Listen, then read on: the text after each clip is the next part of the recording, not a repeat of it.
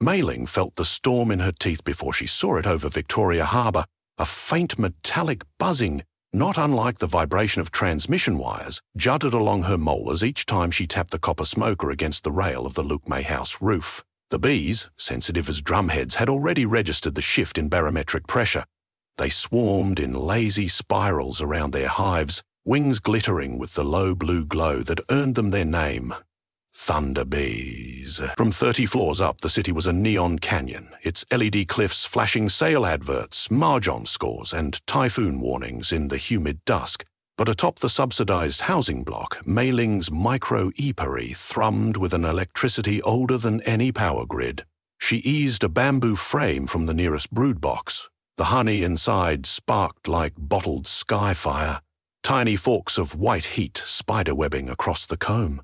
"Easy, babies," she murmured through her veil. "Ting ting hey hey, no fighting the wind yet." The bees calmed. They knew her cadence, the 3-beat lullaby her grandmother used when calling down summer rain. 1 note grief, 1 note patience, 1 note promise. It worked on humans too, though Mei Ling doubted the men who had visited yesterday would appreciate it. They were gang sorcerers from the Black Naga tongue-slick hair, silver rings etched with star charts, and sleeves bulging in ways that suggested both pistols and talismans. The leader, a pale-eyed magician called Uncle Lamb, had treated the Thunder Honey like an investor inspecting diamonds. "We'll pay triple market, beekeeper," he'd said, twirling a chopstick in the viscous gold until sparks leapt between his knuckles. "But we want the hives for the Typhoon Festival. Our rain dance needs drama." Mei Ling read the small print behind his grin. The Typhoon Festival fell on the same night as Yazi, the season's first Category 5 system, predicted to sideswipe Hong Kong within 60 hours.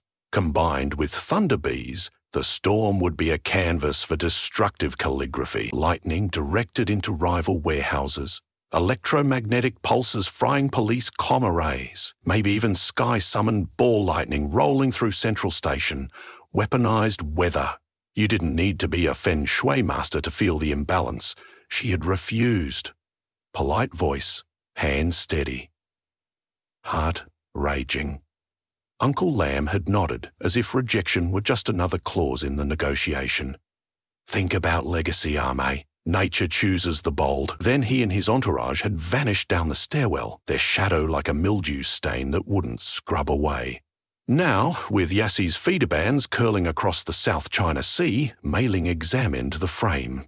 The honey was at its sweetest just before a typhoon, high ozone, extra charge, a taste like burnt sugar and rainwater, but harvesting tonight felt like looting her own children. She slid the frame back, sealed the cover, and began latching storm clamps to every hive lid. Thunder rolled behind Kowloon Peak. The bees responded, not with fear, but with anticipation. Ancestral memory. In the wild, Thunder Bees rode squalls the way racing pigeons rode tailwinds. Their honey trapped static in microcapillaries. Once crystallized, each cell became a capacitor. That property made it a miracle for off-grid lighting, passmakers, even certain experimental maglev toys. Mei Ling's grandmother had discovered the strain in Guangdong during the Japanese occupation, hiding hives in hillside caves to electrify clay landmines against patrols. After the war, she smuggled a queen south, and each generation of her family had sworn to use them only for protection, never profit. A fist pounded the metal rooftop door. No sorcerer would knock so rudely. Their arrogance preferred ambush. She cracked the door to reveal a man in wire-rimmed spectacles and a windbreaker. "Jiandun," she said, relief flooding in. "I thought you were trot heavies." "I get that a lot." The former meteorologist grinned, pushing past with 2 insulated crates. "Your call said bring Faraday cages and pineapple buns. One I understood, the other care to explain." Mei Ling bolted the door. "You'll see. The bees will need carbs for flight." June set the crates beside the hives, uncoupling a lid to reveal copper latticework inside. 6 cages, like you asked. But if the Tong tries brute force, cages won't help. She lifted her veil, sweat plastering bangs to her forehead. We move the colonies to the outlying islands tonight. Singi has abandoned barracks, good walls, plenty of forage. June glanced at the skyline. Whitecaps in the harbour, container ships bucking. Yessie's Windfield is already kicking. Ferries paused an hour ago. We'll fly. Mei Ling whistled. A tremor rippled the cloud of bees. They spiraled down, landing across her shoulders like a sequined cloak. Tiny arcs danced between their wingtips. June swallowed. I studied thermodynamics, not mythology. You studied trust. That's enough. She pointed at the Faraday cages. We split 6 colonies. You take 3 via service elevator to my uncle's electric tuk-tuk. I'll guide the rest direct into the air column up Nathan Road. We converge at the Yatong Sea Tunnel and cross by maintenance catwalk. June nodded because descent was futile. The rooftop world exuded purpose, pulsing with a high-voltage heartbeat. A phone vibrated in Mei Ling's pocket. She answered on speaker. I thought you might be packing, came Uncle Lam's voice, lazy as incense. Good instinct. Unfortunately, I've decided I'd rather fetch my purchase now. Your building's fire alarms seem overdue for inspection. One spark and everyone evacuates. How convenient. Mei Ling tasted bile. Touch my neighbours and the colony will remember your face. Excellent. Fear bonds us. Meet me on the Temple Street footbridge in 40 minutes, with the Queen cages. And no heroics. Honey for humanity, yes? Otherwise, downtown becomes a lightning rod. The call ended. Mei Ling exhaled shakily. He has containment spells, she said. He'll hijack the bees in transit. John adjusted his spectacles. Then give him what he wants, enough to think he won. She stared. You're talking sabotage. I'm talking science married to magic.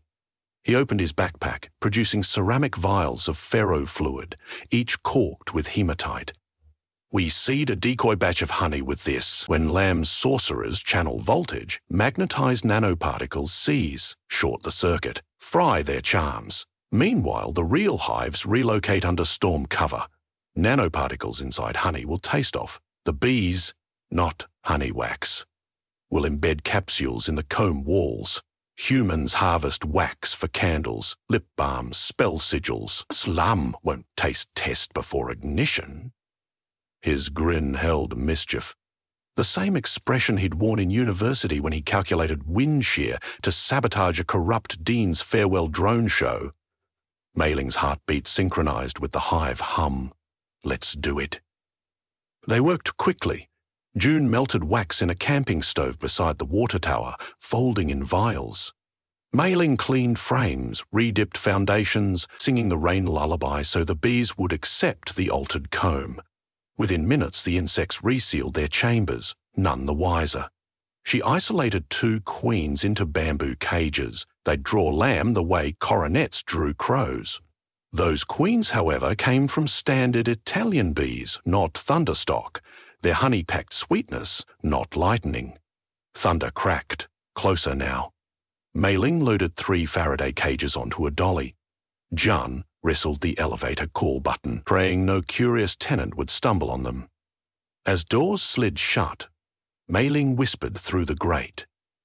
40 minutes. Bring the tuk-tuk to Yao Tong no matter what. June saluted. The car descended. Wind lashed the rooftop. Mei Ling steadied her remaining hives. Children, we borrow sky roads. Around her the colony rose in shimmering tiers, a living Van Allen belt.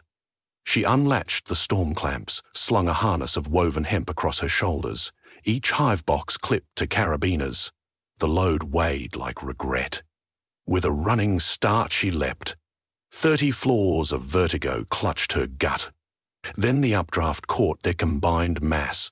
The swarm diffused, forming a vortex that braced her fall, wings beating in perfect phase. They surfed thermals between laundry-lint balconies, past startled pigeons and flickering signs. Mei Ling guided with pressure on harness ropes, leaning starboard to dodge aerial laundry poles, port to skim above tram cables. Citizens down on Nathan Road probably thought another LED stunt was underway. Drones and light shows had numbed them to marvels. But inside the maelstrom, Mei Ling felt every micropulse, each bee singing of storm DNA. They urged speed. Yet she forced a hover above Temple Street. She had a rendezvous. The footbridge buzzed with festival preparation. Paper lanterns, shaped like carp, bobbed over snack stools. Drummers rehearsed routines timed to the arrival of Yasi's outer ring. The Typhoon Festival celebrated humanity's audacity to dance under peril. Uncle Lam waited by the parapet, black robe embroidered with cloud dragons, a jade-tipped cane crackling static. 4 Tong enforcers flanked him, their eyes silvered with sigils. Mei Ling landed lightly, knees quivering, quivering bees coalescing around her like a crackling mantle. She unclipped 2 caged queens, plus single frame of treated wax. "Payment as promised," she said, forcing calm. "Let commuters live." Lam's gaze flicked to the sky. "Ah, you still withhold the strongest hives. Admirable loyalty. Futile." He gestured. A sorcerer produced a lacquer box inlaid with tiger glyphs. Lam placed Mei Ling's contributions inside, sealed it with red twine, and whispered a charm. The box glowed faintly. Mei Ling's heart thumped. They'd detect no anomaly until melted. "Now, beekeeper," Lam purred. "One more service. Call your thunder children into this charm band." He extended copper rings joined by braided wool, a magical relay. Mei Ling swallowed. The plan had covered wax sabotage, but not direct enslavement. If bees entered that ring, Lam could funnel their collective charge into any target he named. She stalled. "They only obey in gentle tones. Remove your guards." Lightning spidered across the clouds. A gust whipped Lam's cloak. Drums thudded below as a lion dance troupe began its warm-up. Tourists cheered. Festival staff lit incense. "No time," Lam hissed. He raised the cane, drawing cymbals in the air. A phantom sound like cello strings reverberated. Mei Ling's bees shuddered. Pain knifed her temples. Lam's spell anchored to their shared bond. The swarm compressed, forced toward his copper rings. Mei Ling clawed mental reins, sang the lullaby. Grief, patience, promise. But the cane's magic twisted the notes, corrupting them into discord. The bees darted, torn between Queen's voice and alien compulsion. Mei Ling's vision blurred. She glimpsed June weaving through festival crowds below, tuk-tuk parked illegally, trunk open. No time. She pivoted. Using her own body as lightning rod would fry nerves, yet surrender was worse. She unclipped the hive harness, slamming boxes onto the concrete. Honey sloshed. She yanked a pry bar, cracked a lid. The comb inside glowed like police strobes. Raw thunder honey unstable when exposed. Lamb's eyes widened. "You wouldn't." "Nature chooses the bold," she quoted back, then plunged her hand into the comb. Pain flared, incandescent, but she held fistfuls of charged honey and flung them at Lamb's cane. Contact. An explosion of white arcs, ozone, screaming silver runes. The restraining spell shattered. Bees scattered in a starburst. Without the ring's focus, Lamb's magic collapsed, overloading his talismans. He staggered, hair smoking, rings liquefying on fingers. Guards drew pistols, but bees strafed them with microbolts, searing glyphs off jackets. Mei Ling seized her harness, kicked the cracked hive toward Lamb's feet. "A gift," she said, then whistled shrill command. "Scatterclew!" The colony rose as one, spiraling into the growing storm cell. Mei Ling followed via service ladder, heart pounding. Shots ricocheted, missed. She crossed the footbridge railing, dropped to a canvas vendor tent, rolled, sprinted down alleyways toward June. Around her the festival crowd half believed it was part of the show. Children pointed at glowing insects, phones raised. June revved the tuk-tuk. "I saw sparks! Drive!" she yelled, vaulting into the passenger seat, hugging two hives still clipped to harness. They careened through Sham Shui Po's narrow streets. Overhead, the bees blended into cumulonimbus. Lamb's forces wouldn't distinguish thunder insects from normal lightning now. At the sea-tunnel access gate, June produced forged passes. Security was light. Employees prioritised festival overtime. They sped onto the maintenance catwalk under the harbour. Water dripped from ceiling bolts as wave turbulence amplified. Halfway across, Mei Ling noticed her bees settling along tunnel lighting rails, forming glowing stripes. She touched a mounting bracket. The metal hummed. "Conductor grid," she whispered. "They're building a Faraday corridor." "Purpose?" June asked, wiping fog from his glasses. "To ground surplus charge before hive rebirth," she exhaled. "They need a new home by dawn." The outlying side emerged.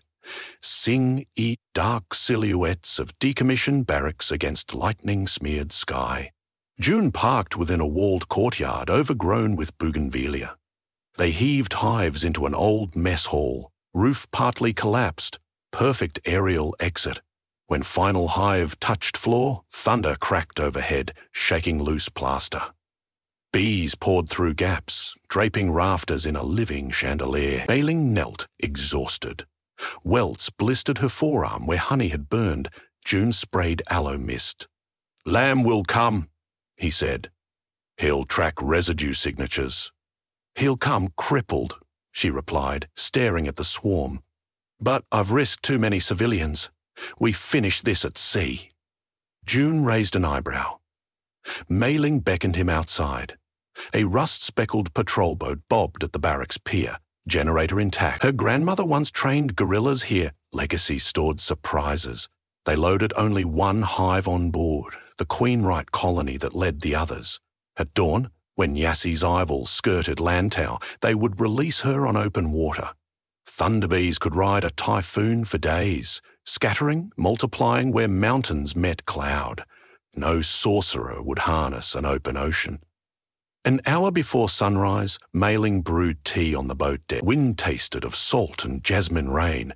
She spoke to June over thermos steam. "I'll lose them for years, maybe forever." "They'll remember," he said. Lightning flashed south. Mei Ling's bees answered with a constellation of sparks, tracing invisible currents over dark waves. They seemed content, at least for this breath of history. Sirens wailed, distant in the city, emergency crews bracing for Yassi's land kiss. No doubt Black Naga Tong safe houses flickered with electrical fires, talismans melted into slag. She allowed herself one grim smile. As first daylight smeared the horizon, Mei Ling opened the hive. The queen crawled onto her glove, antennae tasting wind. Mei Ling raised her palm. "Carry promise," she whispered. "Grief, patience, promise, the lullaby complete." The queen launched, wings leaving twin contrails of blue static. The swarm followed, thousands coiling into a helix that merged with a thunderhead like a filament screwing into a cosmic bulb. The storm accepted them, roared approval. Sheets of lightning layered the sky, but none struck the boat. The bees, it seemed, had judged her worthy of one last courtesy. June crowded the rail, eyes shining. Rainling said. She touched the burn scars on her arm, a reminder that guardianship always exacted tithe. Behind them, Hong Kong's skyline flickered, grids strained but holding. Neon adverts still pulsed.